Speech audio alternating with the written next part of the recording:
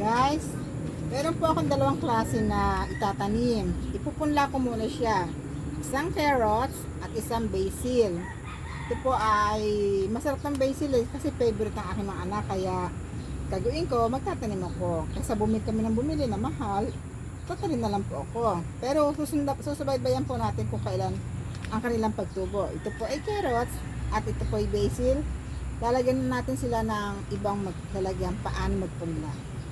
Ako po hindi sanay pero nagsusumikap na, matuto kung paano magtanim. Kasi ang mahal na ng bilihin eh. Nagtitipid baga. Nagtitipid ako para sa mga anak ko kasi wala akong hanap buhay kundi ito lang ho eh. Kaya konting tiis-tiis at konting sipag at maging creative tayo sa sarili natin para tayo kahit paano ay makabawas gastusin. Tatanim po tayo ho. Unahin ko tatanim ay itong carrots. Ito muna. Pupunla pala, hindi po itatanim. Nagpupunla po ako. Kuha po ako ng lupa na paggagamitin. At ito po ay November 20 ho. Nag-start tayo.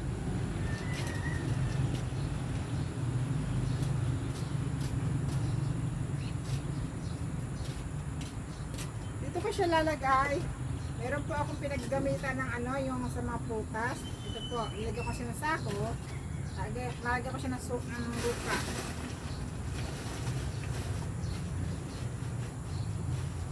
Yan. Yung lupa, yan. Yan po. Yan.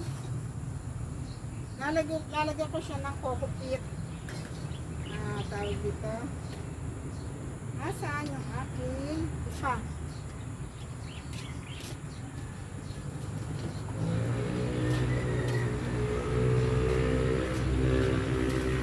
Ito po, may ipa ako. Ito po, ipa. Ipa to, ipa. Samahan ko siya ng ipa.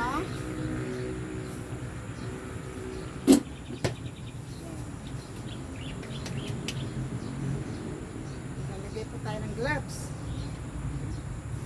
Kaya halin ko sila.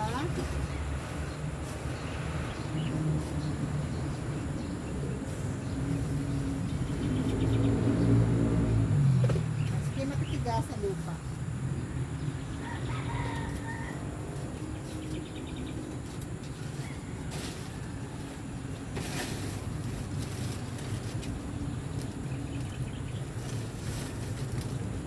Meron po akong binili. May binili po akong ganito, loam soil. Sasama ko po ito sa lupa para magpunla.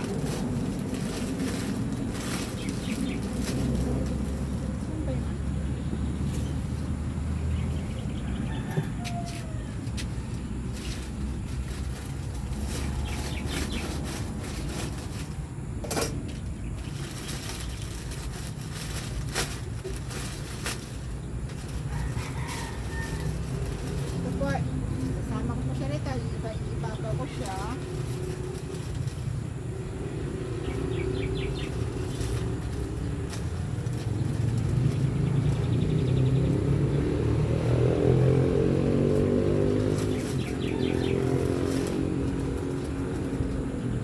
Kasama na po siyang coco peat. Ang loam soil ay may kasama na siyang mga coco peat.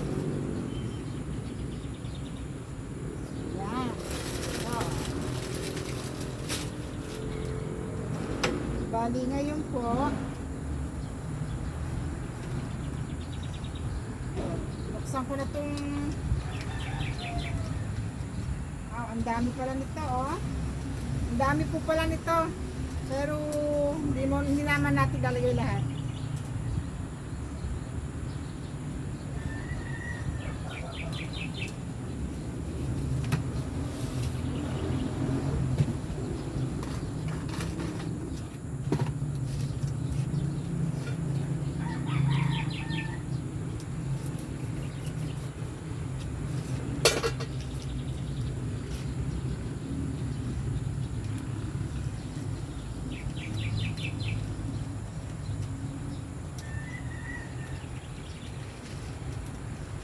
Ito po ay tikoti. Hindi ko na naiinom, kaya gagawin ko na lang siyang pataba. try ko lang ha.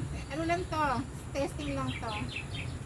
Kasi nabili ko to, hindi ko gusto lasa. Kasi herbal din naman to, mga dahon-dahon.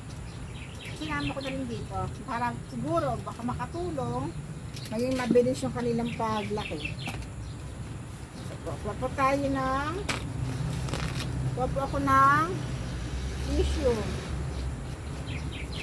Yan. Ito ay sarili ko ano lang ho, sarili ko lang itong na sabihin natin nag-experiment ako. Dalagay ko dito sa ibabaw. Yan. Dalagay ko po dito yung tissue sa ibabaw ng lupa. Tingnan niyo. Ayan po. Ilagay ko po yung tissue sa ibabaw ng lupa. Yan, titignan natin kung ano ang kalalabasan. Experiment ko po ito. Experiment. Teka, hindi ko kayo makita. Yan. So, ibubudbud ko na po siya. Kagatin ko to. Ito.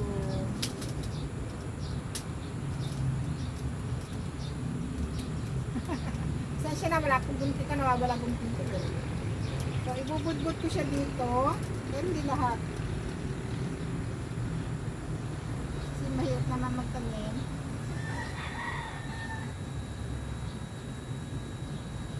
Tignan natin kung ano yung tutubo po sa kanila.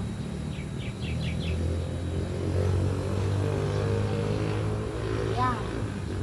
Yan po. Ganyan lang ginawa ko. Hindi ko po lahat kasi sobra dami. Baka naman wala akong paglagyan pag nagtubuan. So tama na po yung kung ilan naman ang tumubo, eh okay lang po. O, ayan po, oh. Ayan, nakikita nyo? Ayan na. Ayan yung nilagay ko sa ibabaw. Ngayon, lalagyan ko siya ng lupa. Mga guys, ha, ano lang to, experiment lang to.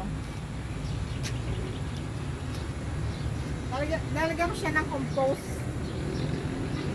Itong loam soil, lalagyan ko sa ibabaw.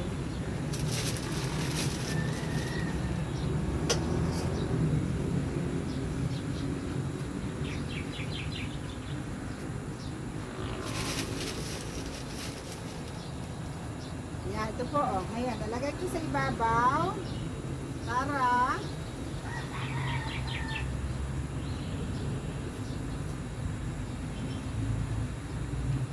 titingnan ko kung ano po yung mas madali. Kasi hindi ko siya binasa eh. Hindi ko binasa yung ano, dinaretsa ko na siya dito sa lupa. Ngayon, titignan po natin kung paano siya tutubo or kung mapapatubo po nga sila at kung ilang araw sila tutubo. Daily, araw-araw babantayan natin po sila. Babantayan natin sila araw-araw.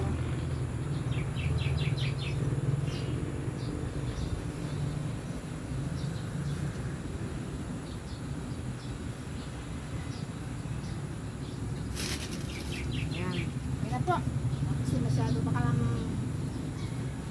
pag masyadong madami lupa, baka naman hindi na siya tumubo. Diba? Ito, didiligan ko na siya. Tapos ilalagay ko sa lugar na medyo malamig. Hindi siya mainitan masyado.